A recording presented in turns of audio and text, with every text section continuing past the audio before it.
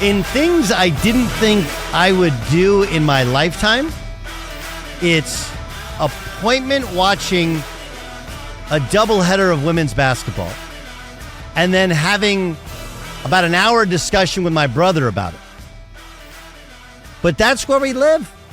And it was freaking awesome. I love basketball. I make no bones about it. Love it. Love everything about it.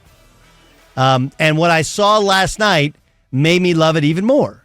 And I know what there will be people that say, well, you loved it because you hate LSU. Like, the LSU act grew really, really tired.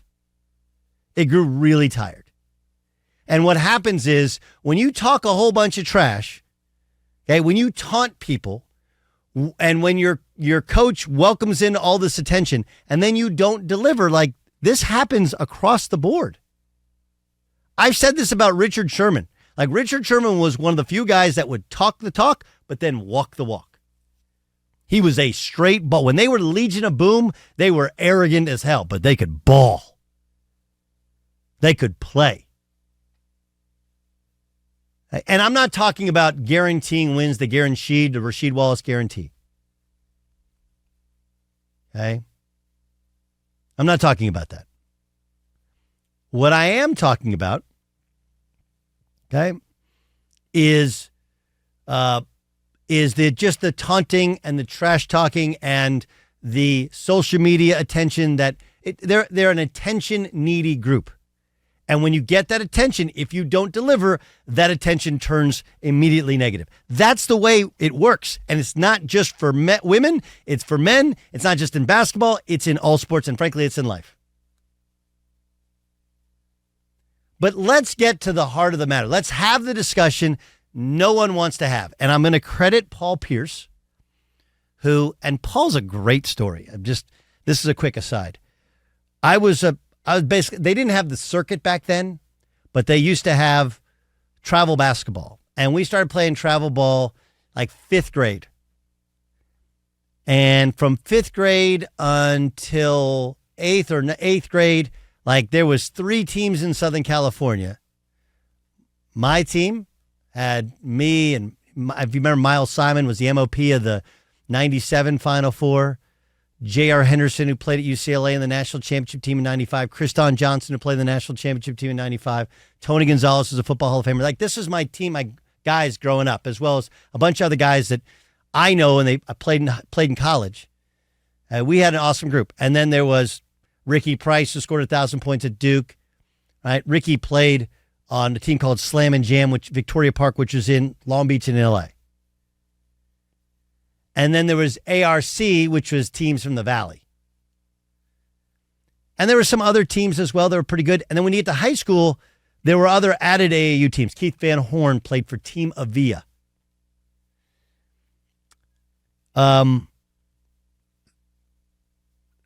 Pierce wasn't a guy like that. My sophomore year, we played Inglewood in the second round of the playoffs, and he came off the bench, and he was kind of chubby, and he played like center. And he dunked on a couple dudes, but we didn't know who he was. He was a late bloomer. And then I was his roommate a year later at ABCD camp, and he was the best player in the camp. He was amazing. And Paul is in the unique situation on Undisputed to be able to go to places that traditionally I can't go to, because is he in the Hall of Fame, or he's going to be in the Hall of Fame? He was NBA champion. He's a great player. And, oh yeah, by the way, he happens to be black. So this was what he said about Caitlin Clark's performance that impressed him the most. I'm going to just keep it 100 with you. We saw a white girl in Iowa do it to a bunch of black girls. Mm-hmm. Well, of course. That made it like, oh, that gained my respect. That gained my respect. I hear you. You're like, right. That's like, oh, she didn't do this to some other little white girls that was over here in Colorado, wherever. She did it to some girls from LSU who we thought were some dogs. Defending champs. And put them on her knee and spanked them. It's awesome.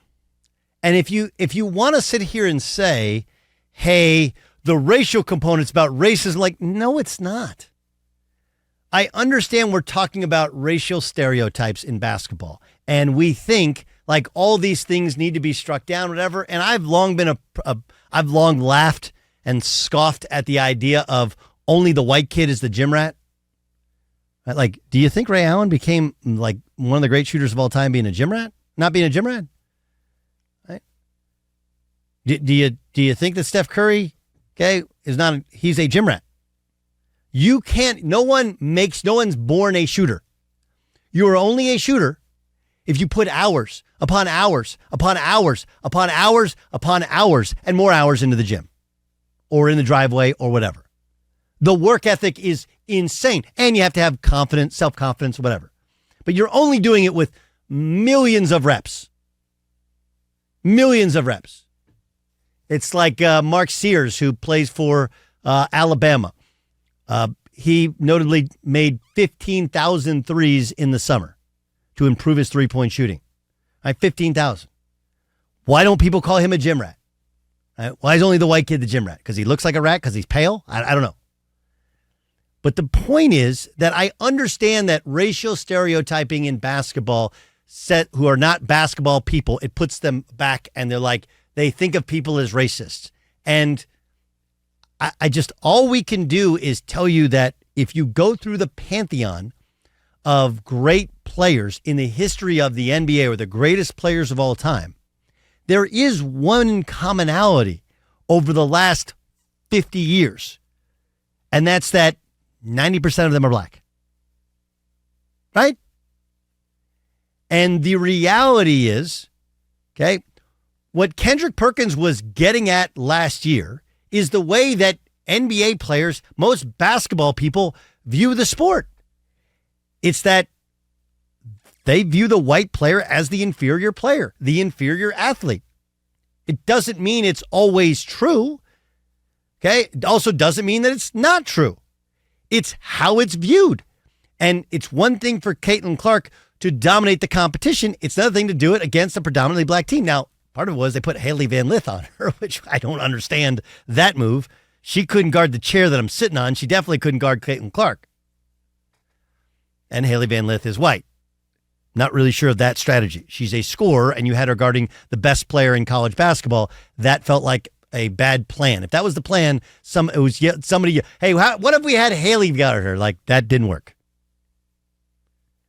But the point is, that's how you earn respect. When I moved back to the States from playing overseas, my first radio gig was in Oklahoma City at WWLS, the Sports Animal. And there's a Boys and Girls Club on the, I think it's the northeast Boys and Girls Club. It's in on 36th Street in Oklahoma City. It's actually a really nice gym. It's got 2 full courts. And they used to play pickup ball there at night, like on Wednesday nights. And I came into the gym and I was recently married and my wife came with me. And it was the first time she experienced something that my dad told me about for a long time growing up in New York, which is like, you go into a gym, you're the only white face there. You will be amazed. If you just play and play hard and play the right way, like, people will be so thankful that you came in and just played and you earned so much respect. It's true. And that's exactly my experience. But the reality is that black basketball players, black basketball people, and most basketball people don't respect the white player. And you have to go and do it against the best of the best in order to gain their respect. And that's what Caitlin Clark did last night. And then there's the other element to it. And it honestly, this part doesn't have to do with race, which is people ask all the time, like, why do you love basketball so much? That's why. Because if you were to line up and say, hey, let's pick sides for a pickup game. Pick sides for a pickup game. You would probably get 6 or 7 LSU players deep before you would pick the second Iowa player. Right? And they whooped their ass. They just did. And it wasn't just Caitlin. It doesn't work unless you play as a team. You can't get stops unless you play 5 as 1. That's the beauty to the sport, is that the best team wins, not the best talent. LSU had the most talent, and last year they won. This year, they didn't. And it defies logic. Doesn't make any sense. Our 5 players, combined, should be better than your 5 players. But that wasn't the way it worked last night. Because though Caitlin was the star, what broke their back was LSU didn't get back in transition in three. She was diming them up, throwing the ball up the court and getting dead layups. I think, 12 layups? By the way, basketball, here's a little quick line that you should use when you're watching basketball. He who makes the most layup wins. He who makes the most layups wins. That's what happened there. Or whoever makes the most layups. He, she, they. It's 2024. We can do a they, right? They win. Win. So there's absolutely a racial component of it. I don't have any time for anybody who wants to say that LSU is bad because they're black. No, that's not happening. It has nothing to do with the color of their skin. The only issue I've had with LSU is the taunting, is all the BS. Is the look at me, look at me, look at me. And then you don't play as a team. You don't play together. You have, frankly, 9 losses with that group is a disappointing season. And it has nothing to do with anything other than, hey, you can talk the talk. You got to walk the walk. I don't believe in taunting. I don't believe in rubbing in people's faces. I don't believe in the whole victimhood thing. And I do believe in, if you had 5 players that play together, by all means, they should win a championship. And look, Kim Mulkey, I thought she did what South Carolina did last year. Right? South Carolina in the semifinals, they didn't want to guard Caitlin Clark, and she lit them up. And LSU was just better than them. Better. And LSU, talent-wise, probably way better this year than they were last year. The outcome's not the same. Why? Because they didn't play as one. You can wear the same uniform. You can go through layup lines. You can dap each other up. You can do all the TikTok dances you want. It's about how you play and if you play together. Basketball played together is art. It is a symphony. It is freaking beautiful. Every person on the court matters. And their spacing, their movement, and how they rotate, and how they talk and point and working together. It is the most gorgeous thing when it's being done right. And when it's not, or when you have somebody who's like, I can win it on my own. No, you can't. I thoroughly enjoyed last night. I did enjoy watching LSU get their asses whooped. Not because of the color of their skin or even the color of their uniform, but because of the pomp and circumstance, the arrogance and bravado. Hey, the look at me, and you had 5 individuals, and the other one was a team, and the team beat the more talented individuals. And of course, there's a racial component to it. That's why I've said Caitlin Clark, she's Larry Bird. Larry Bird. Right? And Larry Bird only gained the respect of people in the NBA when he was doing it against the best. And for the most part, the best was the black player. It's okay to say that predominantly black people have been better at basketball than white people. I mean, I just go by the data. You just go by the data. You know? And, oh yeah, by the way, being a great basketball player takes intelligence, awareness, and takes an aptitude that few can truly comprehend. It doesn't mean you have to be a straight A student to be a brilliant basketball player, by the way. I'll give you a quick aside. One of my dear friends, his name is Joe Atkins. And I don't even know what Joe's GPA was at Oklahoma State, and I don't care. Joe is as brilliant a basketball mind as anyone I have ever met. And he was probably a C+, B- student in college and probably the same in high school. Because his aptitude for basketball was off the charts. Off the charts. And that's what I dig. But the point is that I love that Paul said it, because that's what everybody's thinking. And yet somehow by saying it, we're creating some sort of racial strife that isn't there. If you're not comfortable with that, that's okay. But everyone inside the sport truly is.